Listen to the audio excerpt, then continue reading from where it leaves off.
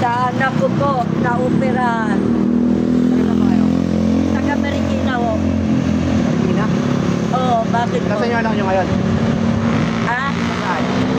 Nandyan lang po, dadalhin po mamaya po. Sa? Marikina lang. Marikina? Oo, sige po. Ayun ay. Okay lang po, bakit? Okay lang po, bakit?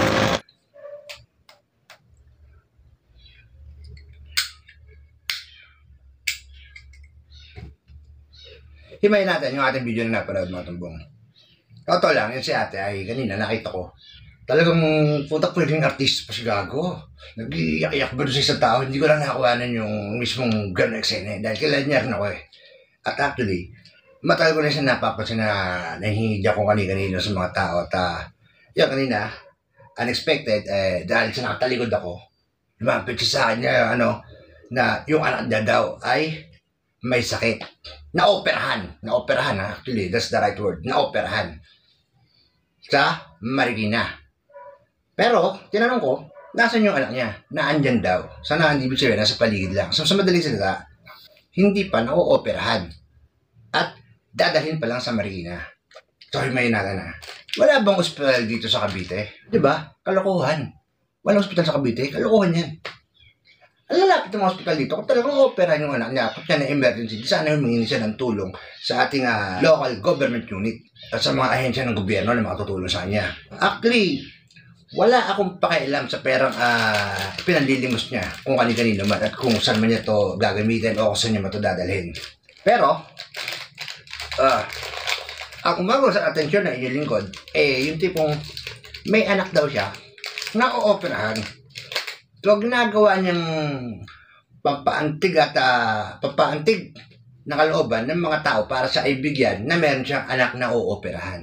So, sa madaling salita, panggaganto yan, pangmamodus yan. Pwede nga lang sabihin na, palimas ako pinyan ng pera kasi kailangan ko ng pabili ng pagkain. Pero yun, sabihin mo na ooperahan yung anak mo na hindi natin malaman kung totoo, hindi. Panggaganto ng tao yan. Actually, real talk tayo mga tumbong napakatagal ko ng panahon na nakikita yun dyan na paikot-ikot ng hingi mga tao.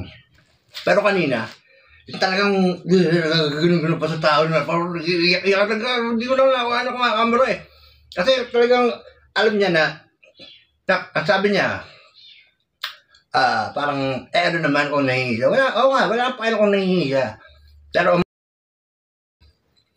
gumawa ka ng isang fabricated statement na hindi naman makatotohanan para antigin o malubag ang kalooban ng mga tao para ikaw ay bigyan dahil sa may anak ka may sakit. Isang malaking kagaguhan yan. So, kayo lang humusga. Pag nakita niya, actually dyan siya pumipesa dyan sa may Jollibee, dyan sa may bangko, dyan sa kanto ng manggahan.